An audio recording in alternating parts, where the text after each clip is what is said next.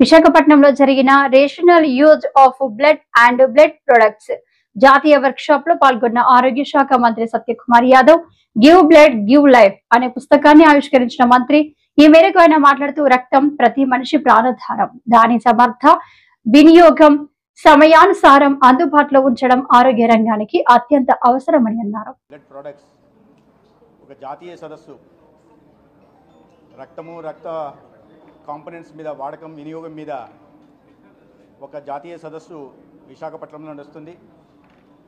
దీంట్లో director general of health services doctor Sunita Sharma గారు, అదేవిధంగా నేషనల్ బ్లడ్ ట్రాన్స్ఫ్యూషన్ కౌన్సిల్ డైరెక్టర్గా ఉంటున్న డాక్టర్ కిషన్ కుమార్ గారు, ఇతర అధికారులు, director Andhra Pradesh AIDS control society తరఫున నీలకంఠారెడ్డి గారు ఈ కార్యక్రమాన్ని 2 రోజుల పాటు పర్యవేక్షిస్తున్నారు.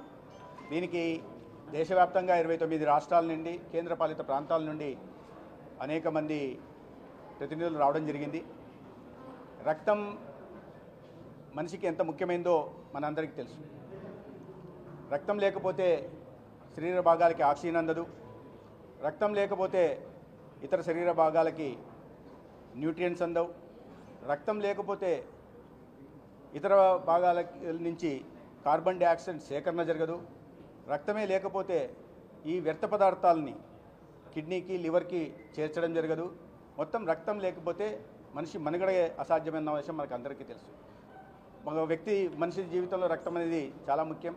అటువంటి రక్తం వినియోగం మీద, ఏ రకంగా వినియోగించాలి అనే విషయం మీద, బ్లడ్ కాంపోనెంట్స్ వినియోగం మీద 2 రోజుల పాటు సుదీర్ఘంగా చర్చలు జరగబోతున్నాయి. ఈ చర్చలు సత్ఫలితాలు ఇస్తాయని, అనేక సమస్యలకి పరిష్కారం కనుగొంటాయని, అదేవిధంగా ఎదుర్కొంటున్న సవాళ్ళకు కూడా పరిష్కార మార్గం కనుగొంటాయని నేను విశ్వసిస్తున్నాను. ప్రపంచవ్యాప్తంగా వరల్డ్ హెల్త్ ఆర్గనైజేషన్ ప్రకారం వారి జనాభాలో, మొత్తం జనాభాలో 1% రక్తం దానం చేయాలనేది వారి నామ్స్ ప్రకారం ఉంది. అయితే మొత్తం ప్రపంచవ్యాప్తంగా మన దేశంలో కావాల్సింది 150 లక్షల యూనిట్లు అయితే అందుబాటులో ఉన్నది 10 నుంచి 11 లక్షల యూనిట్లు మాత్రమే. దాన్ని బట్టి మనం అర్థం 1,50 లక్షల యూనిట్లు కావాలి. 110 నుంచి 111 లక్షల యూనిట్లు మాత్రం అందుబాటులో ఉన్నాయి. మన రాష్ట్రంలో ఆ సమస్య లేదు. మన రాష్ట్రంలో మన జనాభా ప్రకారం 5,30 లక్షల యూనిట్లు అవసరమైతే దాదాపు 2024-25 సంవత్సరంలో 7 లక్షల యూనిట్లను మనం సేకరించడం జరిగింది. ఈ సంవత్సరం కూడా దీన్ని చేరుకుంటాం, ఆ టార్గెట్ని చేరుకుంటామనే విశ్వాసం కూడా మాకుంది.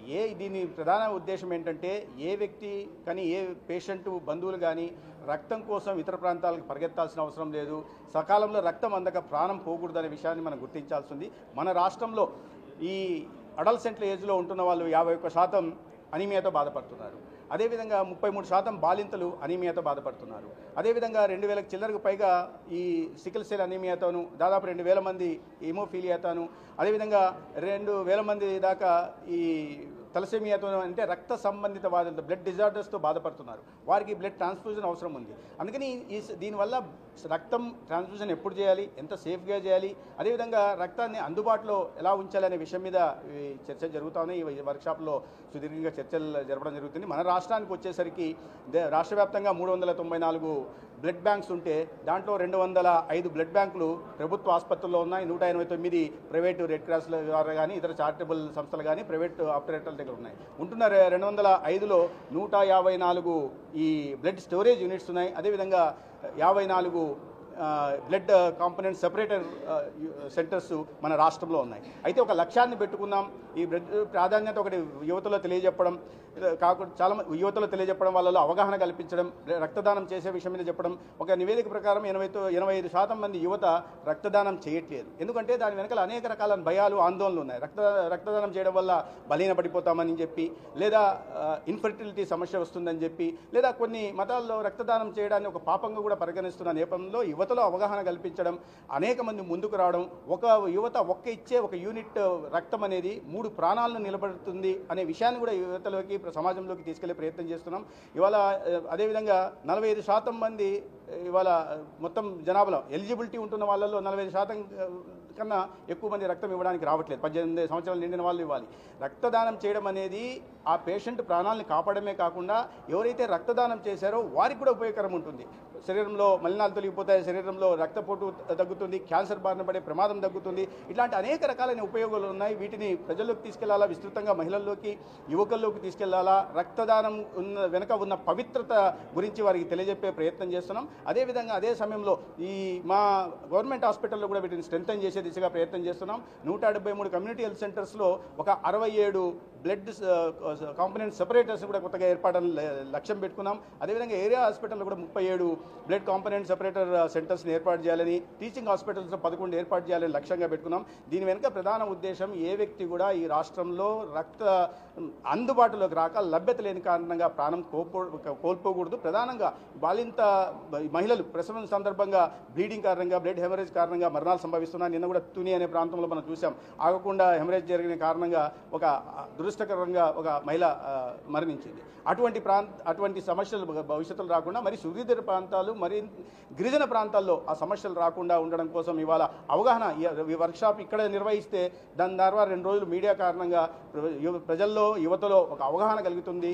దాని ద్వారా ఈ ప్రాణాలు పోకుండా కాపాడుకునే ప్రయత్నం చేస్తున్న ఈ కూటమి ప్రభుత్వం చేస్తున్న ప్రయత్నంలో అది ప్రయత్నానికి దోహదపడుతుందని నేను భావిస్తున్నాను. ఈ సందర్భంగా అనేక రాష్ట్రాల నుంచి మన రాష్ట్రానికి విశాఖపట్నంగా సుందర నగరమైన విశాఖపట్నంకి, సిటీ ఆఫ్ డెస్టినీగా పిలువబడుతున్న విశాఖపట్నంకి అనేక రాష్ట్రాల నుంచి వచ్చిన ప్రతినిధులందరూ కూడా నేను స్వాగతం పలుకుతున్నాను. 2 రోజుల పాటు అనేక వారు ఈ వర్క్షాప్లో చేస్తున్న డెలిబరేషన్స్ కానీ, ఇంటరాక్షన్స్ కానీ, ఎక్స్చేంజ్ ఆఫ్ ఐడియాస్ కానీ ఈ సవాళ్ళకి సమాధానం కనుగొనబడతాయనే విశ్వాసంతో కూడా ఉన్నాను. ప్రతి పాఠశాలలోని ఇలాంటి మౌలిక సదుపాయాల లోపం ఉందని చెప్పేసి ప్రతిపక్షాలు అయితే మాట్లాడుతున్నాయి. రెండోది, అసలు మీరు ఎలాంటి డ్రైవ్ నిర్వహించాలనుకుంటున్నారు? తప్పదు, ప్రతిపక్షాలు విమర్శలు చేస్తే తప్పదు. కానీ ఇక్కడ నా పని ఏంటంటే యాజ్ హెల్త్ మినిస్టర్ ఈ వ్యాధుల బారిన పడకుండా కాపాడడం కోసం చర్యలు తీసుకోవడం. మంచినీటి సరఫరా, ఇతరత్ర అవి మౌలిక సదుపాయాల కల్పన అనేది హెల్త్ మినిస్ట్రీ పరిధిలోకి రాదు. అయినప్పటికీ కూడా అందుకని మేము టైం టు టైం లైన్ డిపార్ట్మెంట్తో కూర్చోవడం మాట్లాడుతున్నాం. మేము ఎక్కడ కూడా బయాలజికల్ ఇవి చేస్తుంటాం, ఎగ్జామినేషన్స్ చేస్తుంటాం. వచ్చిన తర్వాత ఎక్కడన్నా సోర్స్ దగ్గర కానీ లేదా పైపులలో కానీ లీకేజ్లు ఉంటుంటే ఆ సంబంధిత లైన్ డిపార్ట్మెంట్కి తెలియజెప్పడం జరుగుతుంది. కాబట్టి దాన్ని అరెస్ట్ చేయడానికి అవకాశం ఉంటుంది. ఆ రకమైన చర్యలు తీసుకుంటాం. దానికోసం రాష్ట్ర వ్యాప్తంగా 10,000 మంది మా CHOలు ప్రతి చోట ప్రతి మంగళవారం ఈ చర్యలు చేపడుతుంటారు. ఇక మౌలిక సదుపాయాల కల్పన అన్నప్పుడు లైన్ డిపార్ట్మెంట్తో మాట్లాడే విషయాన్ని ముఖ్యమంత్రి గారి దృష్టికి కూడా తీసుకెళ్లడం జరుగుతుంది. స్థూలంగా దీన్ని విస్తృతంగా సమస్యగా చూస్తూ, ఎందుకంటే ఒక రోజులో వచ్చింది కాదు, ఒక రాత్రిలో వచ్చింది కాదు, కొన్ని దశాబ్దాలుగా ఉంటున్న సమస్య. దీనికి ఒక శాశ్వత పరిష్కారం కనుగొనే దిశగా కూడా కూటమి ప్రభుత్వం ప్రయత్నం చేస్తుంది.